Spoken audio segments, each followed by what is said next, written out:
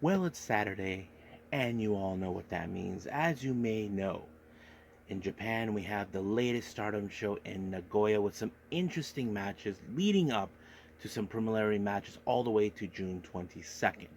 However, some interesting developments that will lead to that until we get there as well.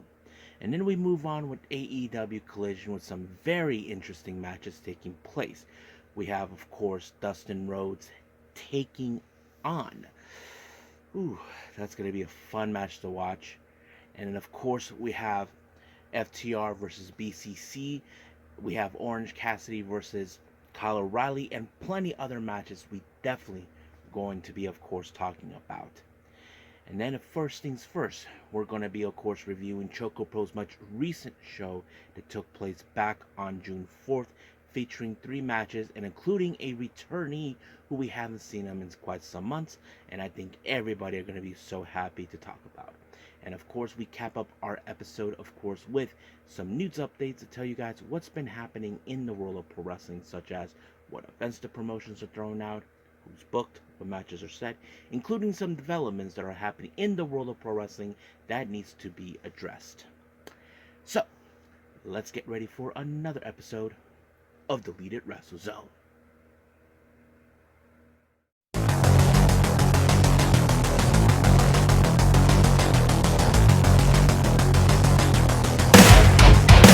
Are you ready? Get up, get up! Get up, get up! Get up, get up! Get up, get up! Get up, get up! Get up, get up! Hey everybody, welcome to Deleted Wrestle Zone, all things that is pro wrestling with AEW, NXT, New Japan Pro Wrestling, TNA, the National Wrestling Alliance, various promotions, wrestlers, matches, and championships. I am your host, J-Rod here. So, if you are new to the channel, welcome. This is a channel where we do a lot of pro wrestling reviews from various promotions, not only here in the United States, but also in Japan, Mexico, Canada, Europe, the UK, anywhere in the world where pro wrestling is not as big, but it continues to grow. We also do discussion videos, talk about various topics such as the wrestlers themselves, the promotions, factions, storylines, whatever we want to talk about.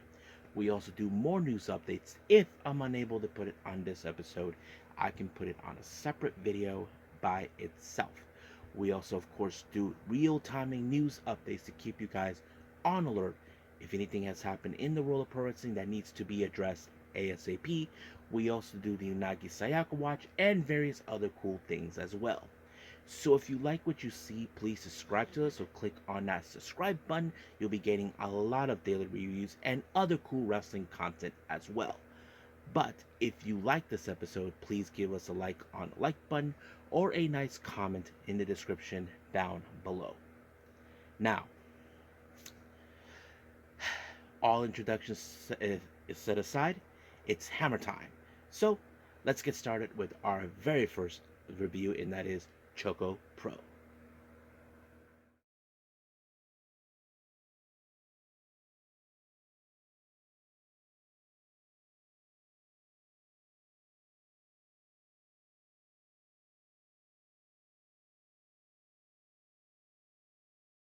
Okay, ChocoPro number 377. This took place recently on June 4th. So basically, it's already been pre-taped, but of course, it was uploaded not too long ago.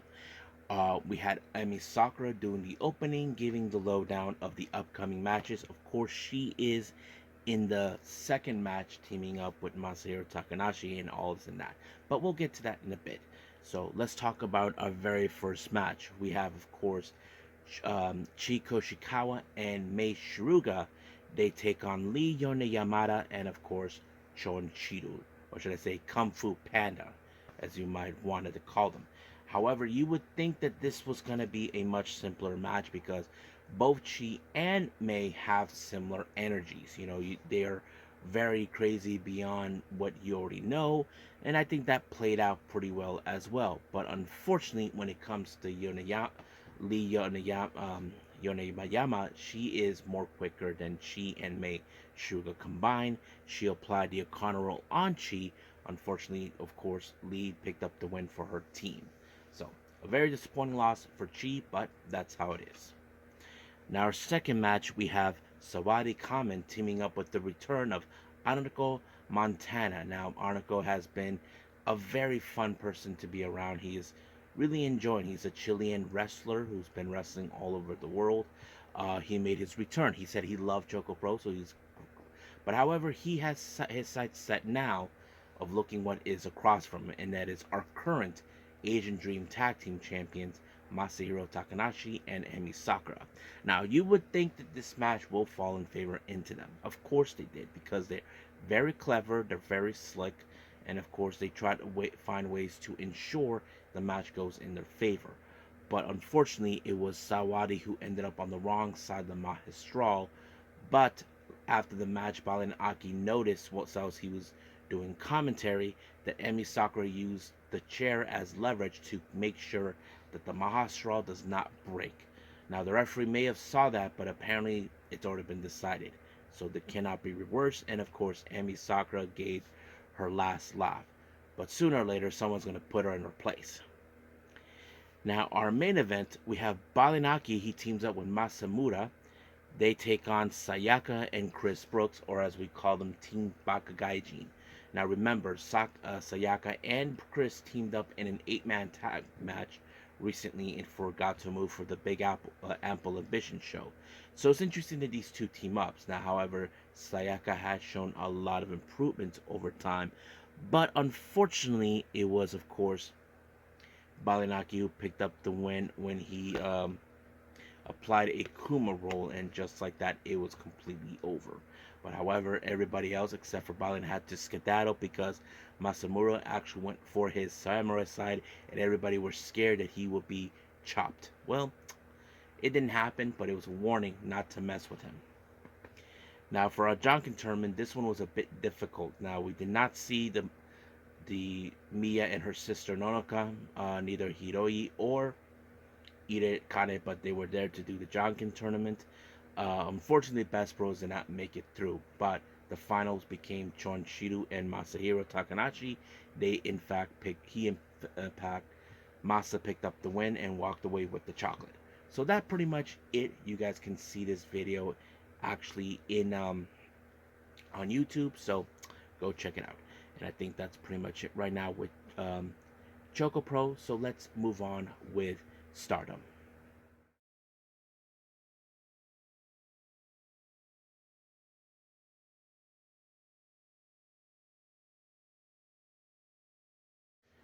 Okay, Stardom in Nagoya. This is their much recent event.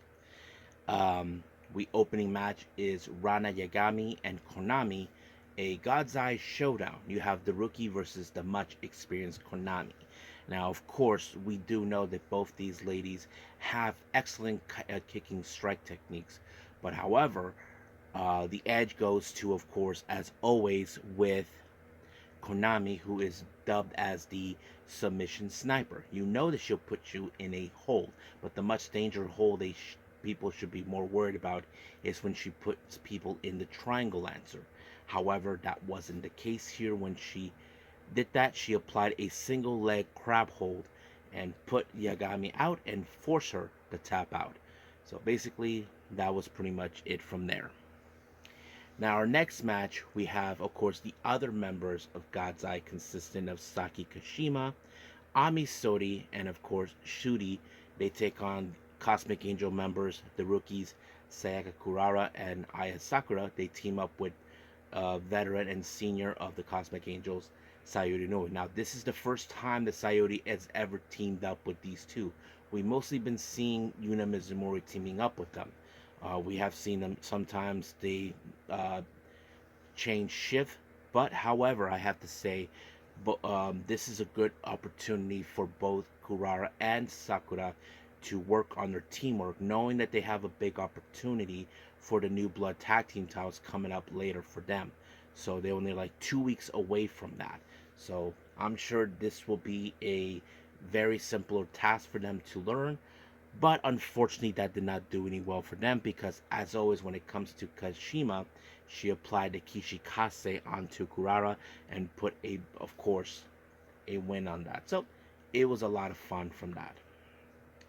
Now, ahead of their upcoming on June 22nd event, as you know, the current New Blood Tag Team Champions and the current Goddesses Tag Team Champions will be in a showdown on that day. However, they will have warm up. They set up in warm up matches, or should I say, in single matches for them. Hanan faces against Kuguma. Now, of course, Hanan is the more high expectation wrestler we have seen, not to mention the winner of this year's Cinderella tournament. Koguma, well, you know her deal. She's the bear, and she likes to play games with everybody. So I don't think that would have applied. But luckily, it was Koguma with a amazing modified version of the Code Red, allowing herself to pick up the win. Now, our next match, Hana's tag partner Saya Ida takes on, of course, Koguma's tag partner Azuki. Now, this was one of those matches I was more invested for two reasons. One, they will be because it's a Stars showdown, and two, those who know this or not, it was Azuki who firsthand was responsible in training Saya Ida. So it's more like a parent versus child type match. Now, you would think that Azuki will not hold back. Well, I have to say she did not hold back for nobody, especially for Saya. There was a moment, if you guys saw this, Saya Ida's head was like boom, bopping up down on the mat. I'm like, oh my god, she went for it. But you would think that Ida, who is the most toughest and strong wrestler, would have somehow withstand it. Well, she did, but unfortunately, it didn't do any well when Hazuki applied the Brainbuster, allowing herself to pick up the win. Now, of course, during the post-match promo, I don't know what Hazuki said, but I'm sure she had some fine words to say, not only just to Saida, but to Hanan, because this is a showdown that they will face on June 22nd. Now, our next match, we have a three-way trios match. Team number one, we have the rookie Rian. She teams up with, of course, Mei Sita and, of course, Azumi. They face against Cosmic Angel members Yuna Mizumori, Natsupoi, and Tam Nakano. And then there's Starlight Kid teaming up with Stars, more specifically with Momo Kogo and Mayu Iwatani. Now, you would think that this is going to be a very crazy match. There were some combinations that took place. Of course, Natsuko and Kid teaming up and all that. But the person who, in fact, had to be the one to take the fall was none other than Rian, since she is the rookie, the most easiest person to pin. And it was Maya Iwatani with a frog splash that allowed her and her team to pick up the win. However, during the post-match promo, things were becoming interesting. It appears that Tam Nakano brought her mask, saying that she's willing to cover her face, to sacrifice it for Kid to join Cosmic Angels, even try to get Natsupoi involved, but Natsupoi said that she won't do it, but she does have a friend from Osaka who is. So I don't know what she is trying to do, but we'll see where that leads. However, of course, Starlight Kid has one thing in mind at this point. It's her match against Azumi taking place in Altogether very soon. But however, it seems that Mei Sita is consistent that she will be, of course, she wants to have a match, a singles match with her. So, of course, Starlight Kid will love nothing more to have a match with her. I don't think they ever had a singles match, but yes. So, we'll see where that leads us from here on out. Now, our next match, Oedo Tai, consistent of Natsuko Tora, Momo Watanabe, and Tekla, taking on Queen's Quest, Lady C, Saya Kamitani, and Miyu Amasaki. Now, don't forget, these two factions are two of the oldest factions in Stardom, dating many years ago, from almost from the early times of Stardom. But however, things got crazy. But in fact, it was Tekla who picked up the win when she applied a submission onto Lady C. But however, in the post-match comment, Natsuko Tora, who is fed up with Kamitani and hoping to get Momo Watanabe to leave Oedo Tai to rejoin Queen's Quest. However, Natsuko Tora is tired of her insolence, telling her, do you think you have what it takes to change the heart of Oedo Tai Momo Watanabe?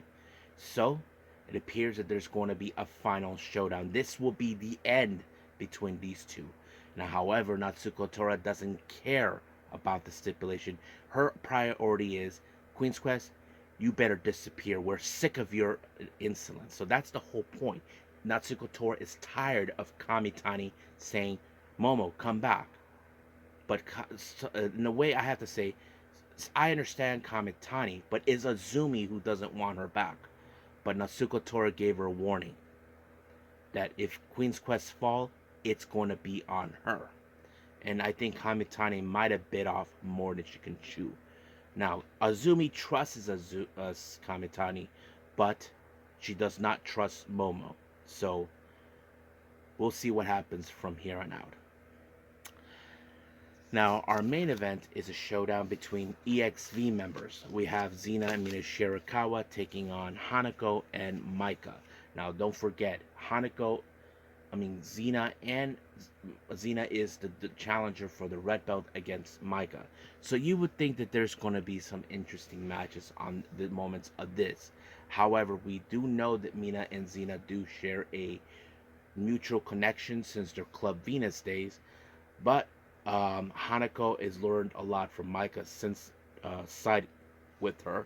So there will be some good moments. But however, Xena ended up on the wrong side of the Michinoku driver. And just like that, it was completely over. So we'll see what happens until then. But during the promo, all words exchanged. So we'll see what happens once we get to June 22nd. So I think that's pretty much it what we have with Stardom. It's time for AEW Collision.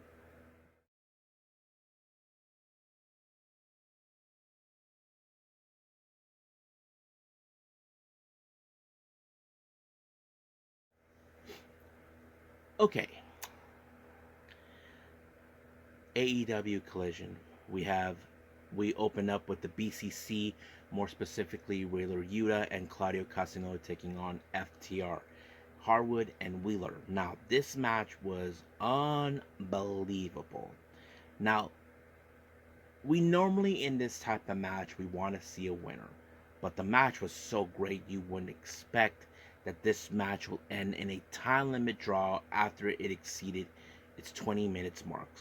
However, they could not allow this match to end this way, so they were demanding they want 5 minutes. But Brandon Cutler, the EVP stooge, was sent to inform them that their 5 minutes have been denied due to the fact that the contract says it's only 20 minutes. However, he got his butt handed to him when Claudio applied him in this, and of course, in the swing, and then of course the shattered machine. I have to say that was pretty much over.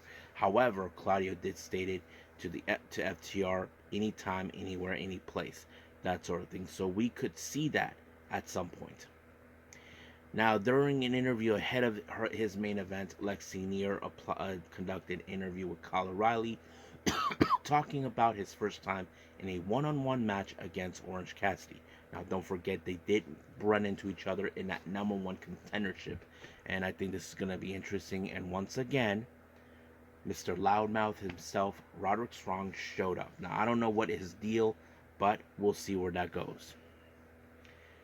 We have Chris Statlander versus Robin Renegade. Now, you would think this match was going to end with Chris Statlander. It did when she applied the Saturday Night Fever, winning the match. However, that snake, Stokely Hathaway, announced, of course, that Chris Statlander has entered the Owen Hart Foundation tournament.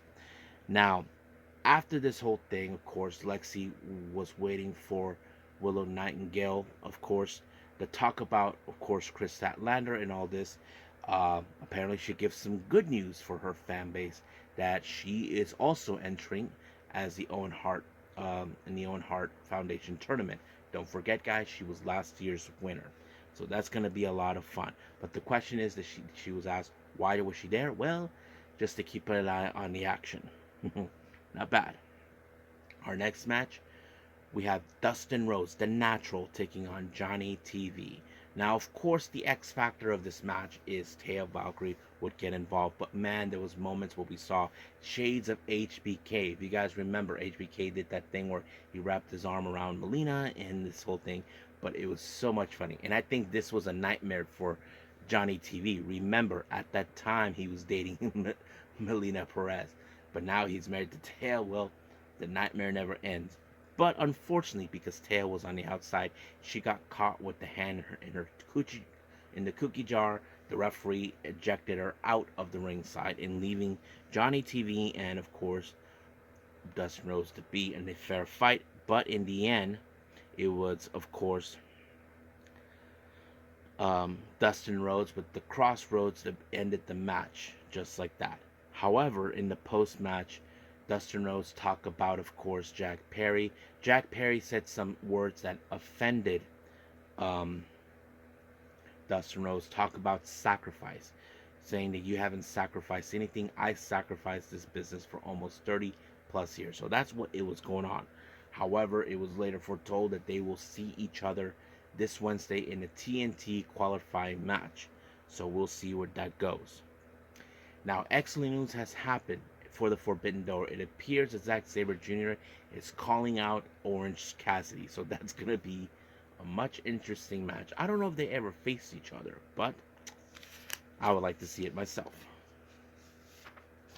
Now, our next match, we have the premier athletes, Tony Nese and Ari Daivari. They take on a guy named Trip Jordy and Dante Leon.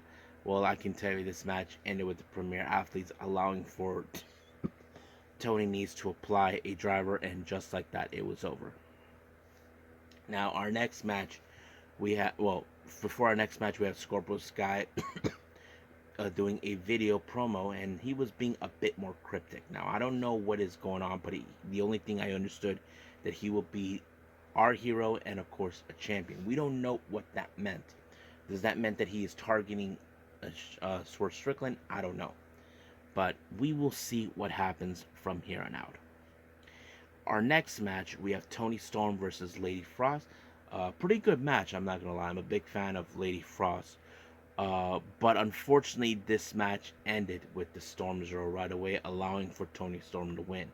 But in the post-match, she applied a promo, talked about Mariah May, asking her, I know it's difficult that you are seeing me face against your friend and mentor in Japan, Mina Shirakawa. But however, she did demand that she wants to see Mariah May make her to be part of the Owen Hart tournament, Owen Hart Foundation tournament. Now, people have often talked about this, and looks like we could see that as well, but only time will tell as we go and go.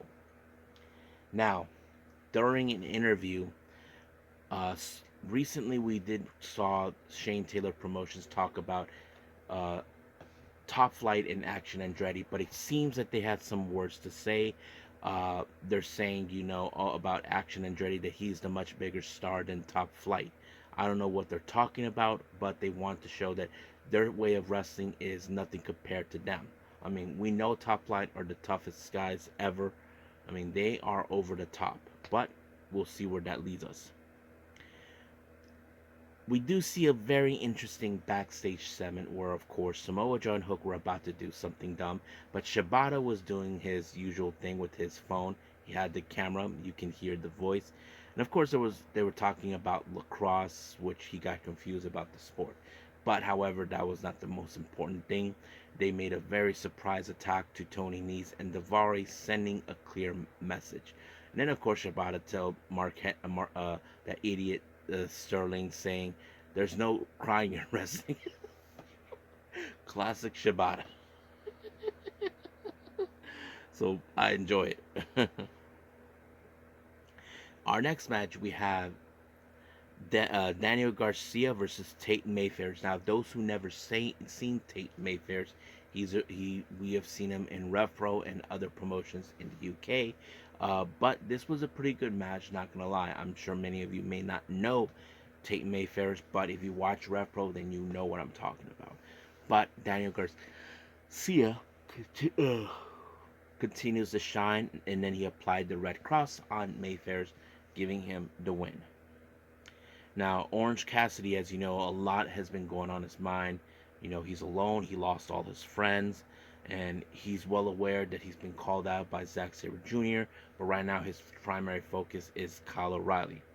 Now, how will Orange Cassidy deal with a guy like Kyle O'Reilly? Well, that's a good question. I mean, Kyle O'Reilly, he is no slouch, but what an impressive match. I mean, Orange Cassidy knows he's not stepping into a normal type of match he faces against a guy who knows how to do striking techniques. But Orange Cassidy was able to apply the orange punch, even though his leg was given out, and allow himself to pick up the win. However, while Kyle O'Reilly was leaving, Trent Beretta and, of course, Kyle Fletcher showed up to attack him. But Kyle O'Reilly tried his best to help Orange Cassidy. And then once the smoke was clear, Chris Statlander showed up, of all people, tried to punch Orange Cassidy, but luckily Willard Nightingale showed up and gave a helping hand to Orange Cassidy and Kyle O'Reilly, and that's how the entire AEW Collision ended in that way. So I think that's pretty much it. What we have, of course, with all the reviews. Let's move on with news updates.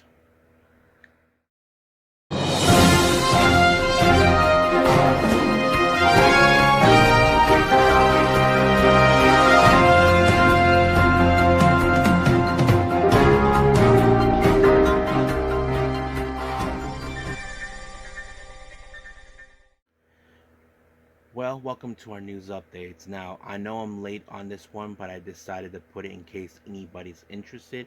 As you know, as we speak, we had the House of Glory Puerto Rican weekend produced by Mike Santana. Well, apparently Mike Santana puts his world title on the line against the founder of House of Glory and one of my absolute favorite wrestlers, the East Coast Rey Mysterio, Amazing Red. So that's gonna be interesting, and hopefully I get to see that. Now, as you know, there's the collaboration between West Coast Pro and Oasis Pro for the Dennis Richmond Invitational that takes place on the 29th of June. They announced another wrestler that is not part of the tournament on the Invitational, but she'll be participating in the event, named Beatriz Domino. I don't know much about her, but hopefully if I have any subscribers who know she is, well, I don't know much, but give me a comment if you guys know her. Now, speaking of West Coast Pro, as you know, they will be doing their collaboration with Deadlock Pro Wrestling and Prestige for the Untouchable event. 2 matches have been announced, and this will be on the 20th of July. First, we have the Prestige title. Alan Angels, formerly known as 5, he defends his belt against Starboy Charlie. That's going to be great to watch.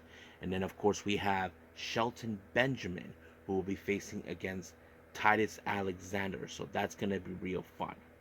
Now, those who remember on the previous updates, I mentioned Kevin Koo called out Jinder Mahal, who goes by Raj Dez. Well, it's going to happen. Jinder Mahal will have his first match since leaving WWE in Black Label Pro for the Old Habits Die Scream that takes place on the 26th of July, and he faces Kevin Koo for the Black Label Pro Championship title. Now, as you know, later on in July on the 28th, we have, of course, GCW Bloodsport. Apparently, this one is a very good match that was announced. Bryan Danielson taking on Tom Lawler. This is one match you don't want to miss, and I'm excited for that one. Now, for our developments, I believe, let's talk about that. Now, some of you may have heard that recently PW Insider has announced that Ricochet has given his notice to WWE, saying that he's leaving once his contract expired. Now, I know there's no been indication. Now, some of you may not trust PW Insider's word. Me, I only take half of face value what they say. I'm just waiting to, if Sean Ross Sapp actually can verify if this is true or not. We know he has connections in many promotions as possible. But however, Will Ospreay talked recently about Ricochet, about hoping for him to come to AEW. That is something that has been talked about. So we'll see where that goes. Now, as you know, Brooks Jensen has been seen recently. He's not been wrestling on NXT, but however, he just recently appeared in independent promotion down in Georgia. This is part of her storyline, so we don't know where they're leading up to it, but hopefully something will come out of it. Now, our last update, as you all know, Mayu Iwatani recently, how do I say, um, talked about Starlight Kid. Now, I did mention Mayu has been hoping that maybe Starlight Kid will return to Stars, but other members of Stars are not too keen on the idea. But this is what Mayu Iwatani said. It was later told that Stars are withdraw from Battle for Starlight Kid. Apparently, they're not interested in having Mayu has lost interest in having her back, but she just stated this. I feel like Kid should do whatever she likes. Star doesn't need her at the moment, and I think Kid should follow her own path as she pleases. Stars can do fine with the current members. So basically, Mayu realized that having her back is not going to be that simple or so. But um, we'll see where that leads us. But we'll move forward from there. Now, I think that's pretty much it. What we have. Um, well, let's just call it a day. Well, I hope everybody enjoys this episode. Coming up, as you know, as we speak, Stardom has their much recent show in Toyama. Hopefully, I get the chance to see that. We have New Japan's Dominion. As you know, we have the finals of the Best of the Super Juniors. Who will walk out as the winner? Will it be Taiji Shimori, or will Despy finally fulfill his destiny as the winner? Well, we'll find out. We also have, of course, the IWGP a world heavyweight title defended. Will Moxley prevail against Evil and his ludicrous ways, pretending that he is the good guy? But we'll see where it goes from there. And then, of course, we have the NXT Battleground. So that is something we definitely will be waiting. There's still some shows I haven't picked that I'm interested in, but I'm not sure if I'll be able to have time to do those. But we will see until then. But as of right now, we'll make Stardom, New Japan, and NXT as a priority. But until then, that's pretty much it. So, I'll say this. I'll see you guys on the next DWZ time. Same DWZ channel. I must bid all of you adieu. So, goodbye. And have a nice day. Bang.